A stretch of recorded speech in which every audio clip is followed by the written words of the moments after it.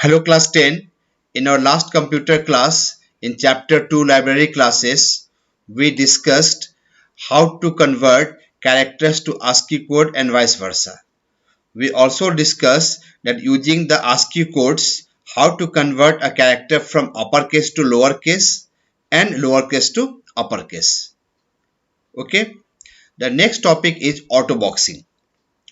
See, the automatic conversion of primitive data type into an object of its equivalent wrapper class is known as autoboxing. Once again, the automatic conversion of primitive data type into an object of its equivalent wrapper class is known as autoboxing.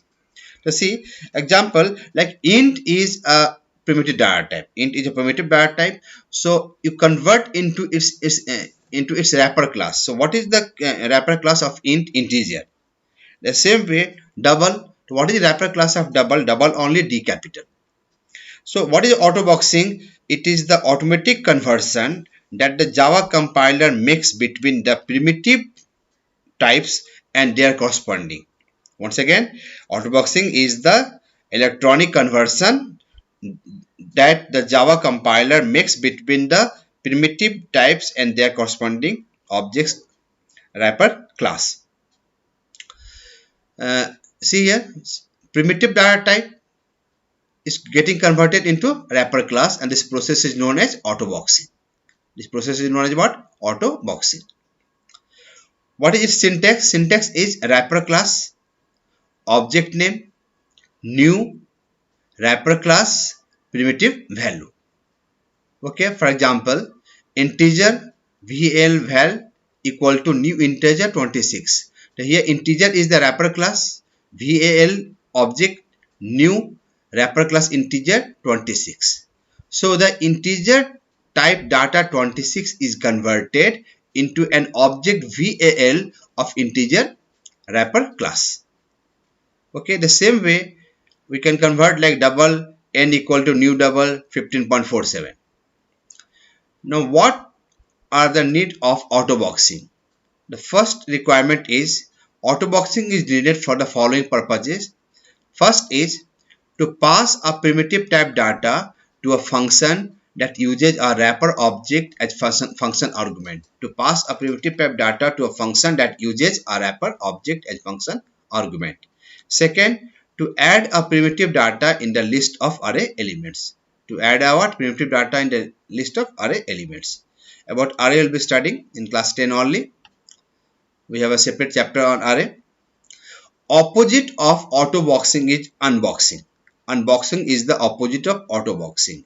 In the autoboxing, we convert a primitive data type is converted into wrapper object, and in this a wrapper object is converted into primitive data type, and it is called unboxing. So what is unboxing? Unboxing is a system of converting an object of wrapper class into primitive data type. Once again, unboxing is a system of converting an object of wrapper class into primitive data type. See here, wrapper object getting converted into primitive data type, and the process is known as unboxing. Syntax: primitive data type, variable name equal to wrapper object. For example, int y equal to val. Int y equal to val.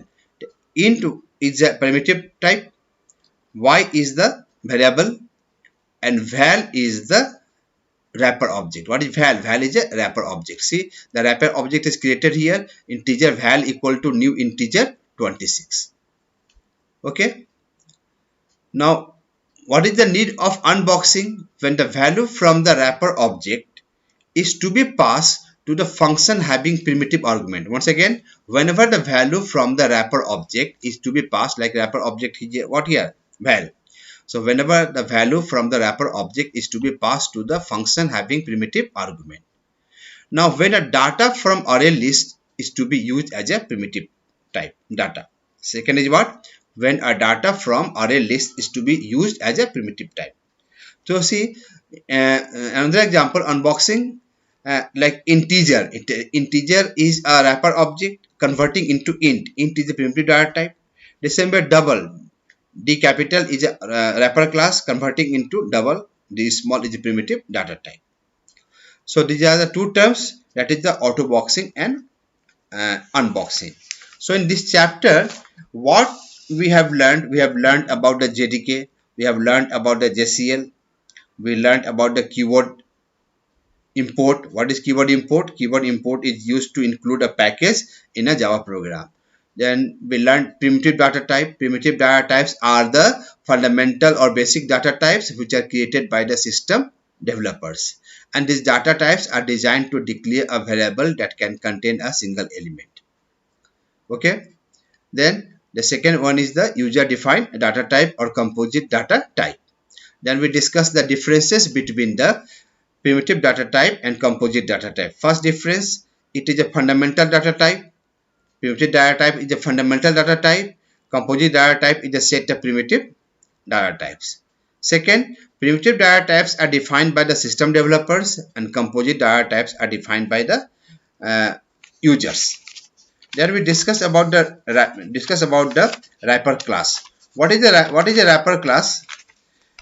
Wrapper classes wrap converts the value of a primitive uh, type in an object. Wrapper classes are present. Wrapper classes are present in java.lang package. Okay. Now, then we discuss about the wrapper classes. There are 6 wrapper classes: character, byte, short, integer, long, float, double, and boolean. Then we learned the methods of wrapper classes, that how to convert a string to primitive types, how to convert a string to integer by using integer percent methods, how to convert a string to long type data, how to convert a string to float, string to double. And the conversion from a string to primitive type data is possible only when it contains only the numbers. The next one we learned conversion from primitive type data to string. How to convert primitive type data to string. First one, integer type data to string type. Then second, long type data to string type. Float type data to string type. Double type data to string type. Then we learned the methods related with character. The character oriented function. First was character.isLetter function. It is used to check whether a given argument is a letter or not, and it returns a boolean type value, either true or false. The second function was character.isDigit function. This function returns a boolean type value true if a given argument is a digit, otherwise false. Then we discuss character.isLetter or digit. This function returns true if the given argument is either a letter or digit. Next function was character.isWhitespace. This function is used to check for a blank or gap in a string. Next function was character.isUppercase. This function returns true if the given argument is an uppercase letter, otherwise false. Character.isLowercase function will return true if the given argument is a lowercase letter, otherwise false. The last two functions was character.toUppercase function converts a lowercase letter into uppercase, and character.lowercase function, it used to convert uppercase letter into lowercase. So next day we'll discuss the question answer, learn all the taught terms of this chapter. Thank you.